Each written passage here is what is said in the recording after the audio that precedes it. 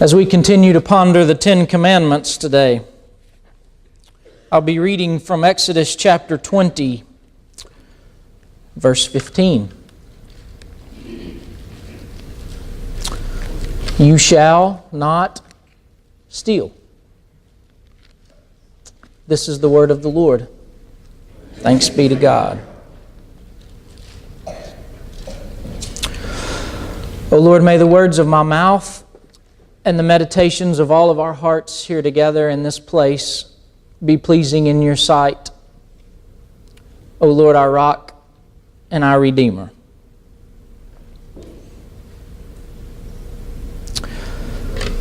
We just did it, but we haven't always done it. This might come as a surprise to you, but throughout most of Christian history, there was no offering in the worship service. You'll remember, I'm sure, that for most of Christian history, the church and the state were intertwined, and so the church's funds were given through the coffers of the state. The church was sustained through taxes, not voluntary giving. And since people saw the church as contributing to the well-being of the state, they also thought it was okay for the state to contribute to the well-being of the church. And so, there was no need to pass the plates in the worship service. The establishment of the church in this country did not end with the passing of the First Amendment.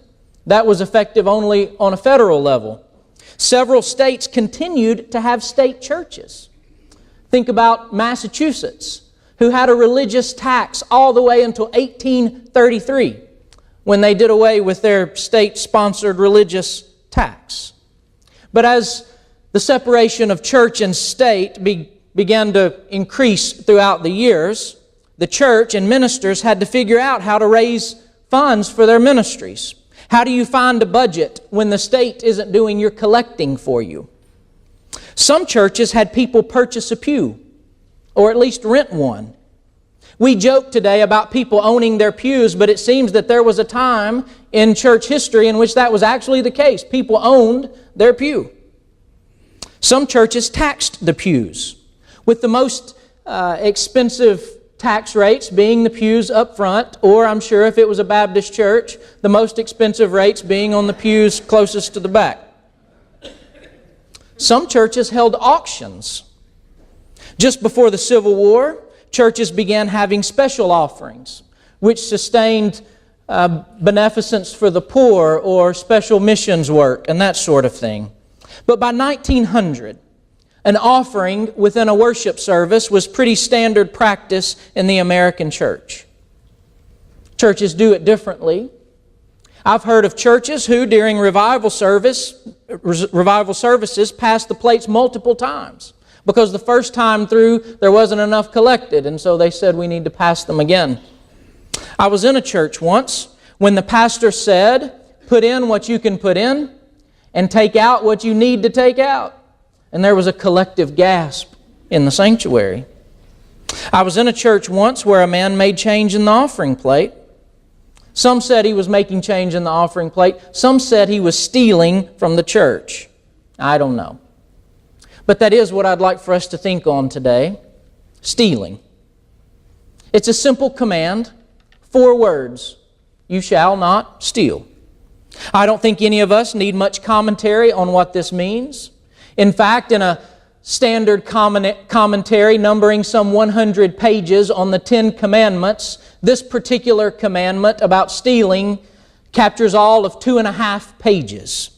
We know what stealing is, and we know it's wrong. From the time we were young children, our parents taught us not to walk out of a business without paying for what we had in our hand, to the college class in which one of our classmates plagiarized an entire paper, to the news of bank robberies in our day, we know that stealing is wrong. But like other commands, like all the other commands, the Bible would indicate that this command is about much more than simple ethical behavior. I'll remind you, in Hebrew, it's not the 10 Commandments, it's the 10 words. They're supposed to prompt some thought. The commandments have to do with our posture towards our neighbor. We began this section of the 10 Commandments talking about how we approach our neighbor, how we live with our neighbors. The first one was don't murder. It's a good idea. If you want to live with someone, rule number 1, don't kill them. One of the ways we honor the life of the other is to honor their family and other families. Don't commit adultery. But another way to honor the life of the other is to honor whatever is necessary for that neighbor's well-being. To honor whatever it is that makes for them having a good life. There is more to this than simply not taking what's not yours, but the communal trust that is created when we honor each other's possessions and well-being. Not stealing is a way of loving your neighbor. It's a posture of character towards the neighbor. For example, in Deuteronomy 22, verses 1 through 4, it says this about our neighbor's property. Hear these words. You shall not see your brother's ox or his sheep straying away and pay no attention to them. You shall bring them back to your brother. If your brother is not near you, or if you do not know him, then you shall bring it to your home, to your house, and it shall remain with you until your brother looks for it. Then you shall restore it to him. Thus you shall do with his donkey, and you shall do the same with his garment. And you shall do likewise with anything lost by your brother, which he has lost and you have found. You are not allowed to neglect them. You shall not see your brother's donkey or his ox fallen down on the way and pay no attention to them. You shall certainly help him raise them up." Unquote. You get the idea. Behind all of the don'ts of the commandments is a more fundamental do. The command not to steal is not just a negative prohibition, but a positive compunction. Observing this command isn't just about not stealing your neighbor's ox, but about caring for all the things that belong to your neighbor and contribute to his well-being. An ox was not just a possession in those days. An ox helped do the work of the field. An ox provided milk. An ox could be sold. It was important for their sustenance, and to lose one could be catastrophic for someone's personal finances. The idea here is to take a proactive approach towards the neighbor's things because you love the neighbor. Or, as Old Testament scholar Patrick Miller says, it's the economy of the straying ox. It's not just that you don't take someone else's ox, but that you value their ox because you love them. I don't just agree not to harm you and yours. I covenant to share life with you. While the ethics of this command are simple, the posture towards one's neighbor and one's neighbor's things become quite complicated. In the great novel, The Grapes of Wrath, the Joad family has set out on a long journey, arduous journey, from Oklahoma to California. However, along the way, one of the wheels on their buggy goes out. Actually, it was 2 layers of cloth around the wheel that they called a tire. And they have to stop and go into a store and buy a new tire before they can continue the journey. The owner of the store knows that these people are desperate, knows that they can't continue their journey without a tire, and that they are miles away from the next tire store.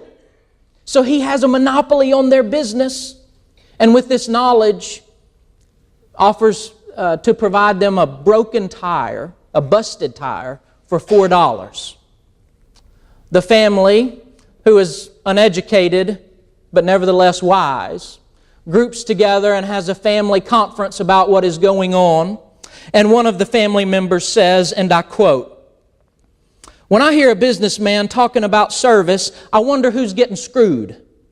Fella in business got to lie and cheat, but he calls it something else. That's what's important. You call it something else. You go steal that tire and you're a thief. But he tried to steal your $4 for a busted tire, and they call that sound business. You go steal that tire and you're a thief. But he tried to steal your $4 for a busted tire, and they call that sound business." May I ask you today, at what point sound business becomes stealing? Is it stealing not to pay a fair wage to your employees?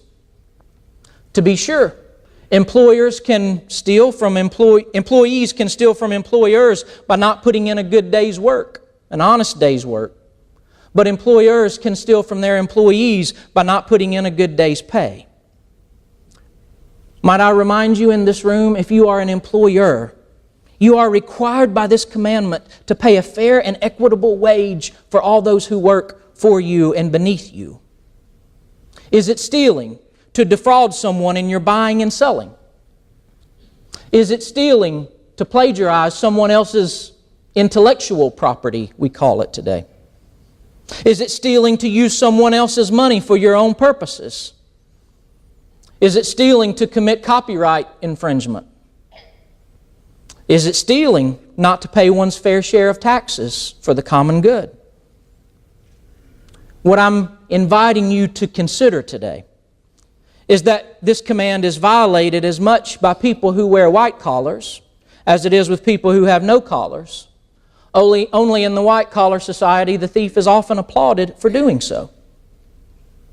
And it seems to me that this command is trampled upon precisely in that moment when we begin to love a thing more than a person. Anytime we become willing to trample on the well-being of another because we love a thing of theirs, we have made a thing out of a person and an idol out of a thing. Martin Luther King Jr. warned his people over and over and over again about the inclination to thingify people and peoplefy things. But this command seems to make relative our property and make ultimate our commitment to our neighbors. As Jesus plainly said in the Sermon on the Mount, you cannot serve both God and mammon, which was the Aramaic word for stuff. You cannot serve both God and stuff. In the book of 1 Kings, chapter 21, which we've been reading today, there's a story about a vineyard. Did you hear it? The vineyard is next door to the palace, and therefore it was no doubt a valuable piece of real estate. The owner of the vineyard was a man named Naboth, and the king at the time was a vile man named Ahab, whose evil was only transcended by his wife, Jezebel's. Ahab wanted the property and he demanded it from Naboth, but Naboth refused, saying that it was his inheritance. It was about more than dirt and vines. It had his name on it, and he refused to sell it. Ahab began to sulk and pout until Jezebel came in, and she said, "Why are you depressed? You are the king. You can have whatever you want. Who tells the king no?" And so she hatches a plan in which she dispersed letters with the king's insignia, and she called a meeting of the elders in which Naboth would be falsely accused of cursing the king and God. And then he would be taken outside the city walls and stoned according to the law. Well, the deed was done exactly according to the plan, and after Naboth was killed, Jezebel went into Ahab's palace and said, "Naboth is dead. You need not worry anymore. Go take the vineyard." Until Elijah showed up, pesky Elijah, and had the audacity to name what had actually happened. In this story, brothers and sisters, the desire to steal and have and take led to lies and deceit and eventually murder. The vineyard became more important than Naboth's life. Because the vineyard was made ultimate, Naboth was made expendable. And through the legal and judicial machinery of the day, let me say that one more time. Through the judicial and legal machinery of that day, Ahab and Jezebel stole that field and killed that man. They thingified the person and personified the field. And rather than seeing the field as the possession of their neighbor, they saw the field as their own, which blinded them to their neighbor. And therefore, though they had more than anyone else in all the land, they took from the one who seemingly had little except that one vineyard.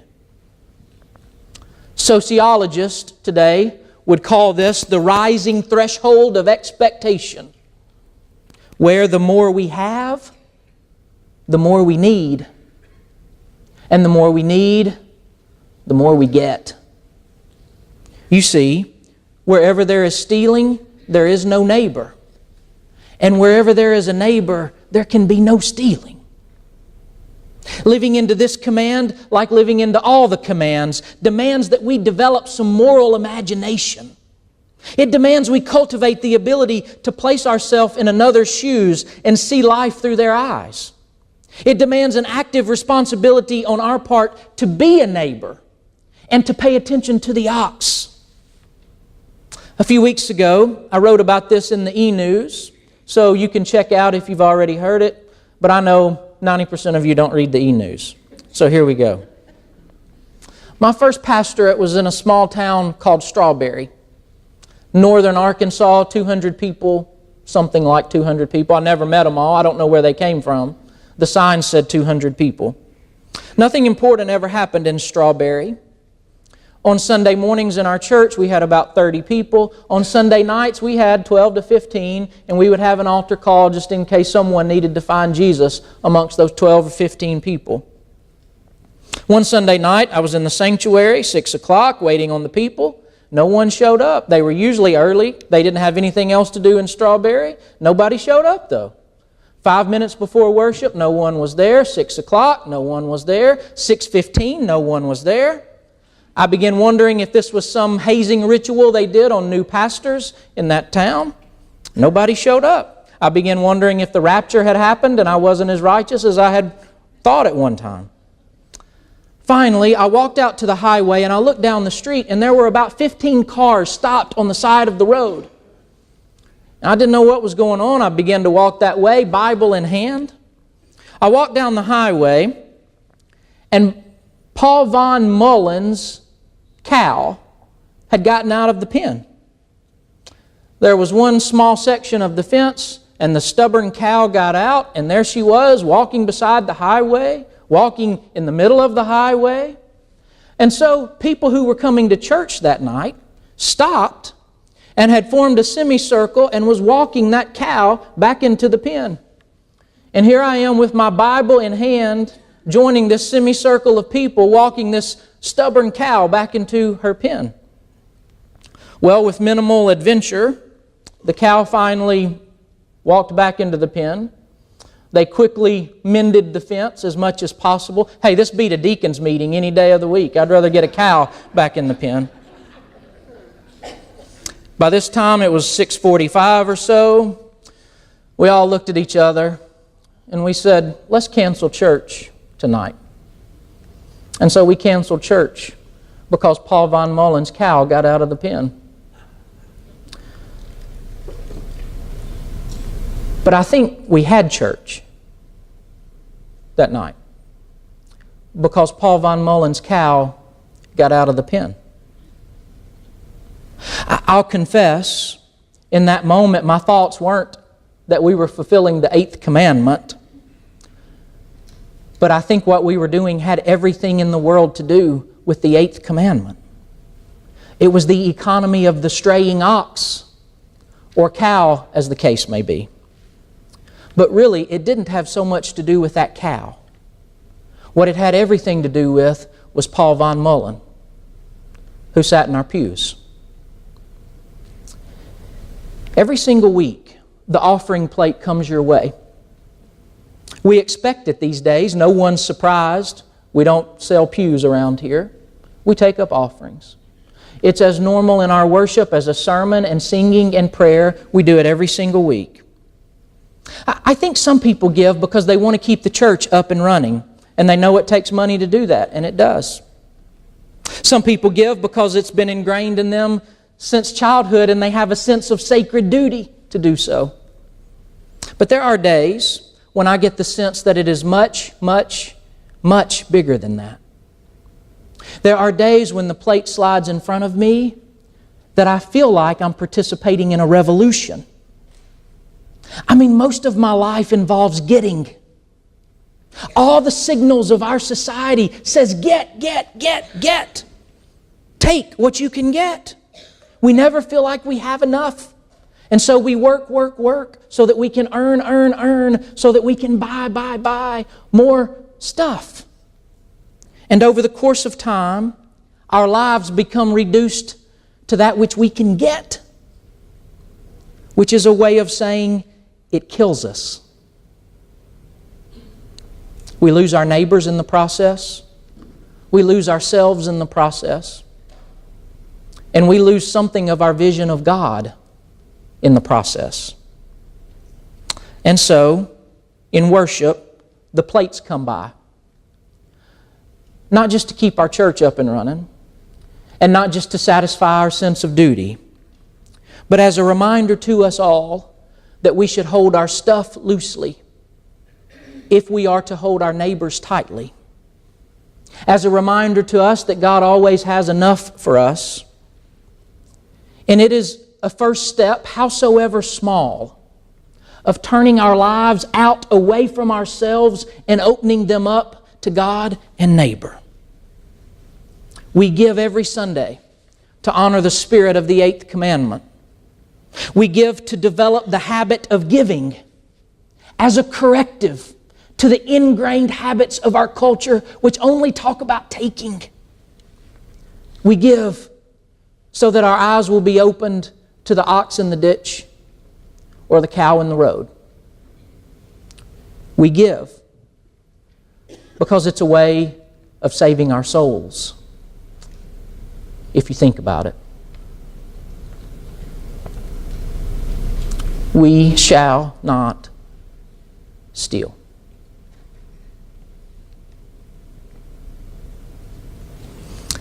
Oh God, we recognize You as the giver of every good and perfect and subtle gift.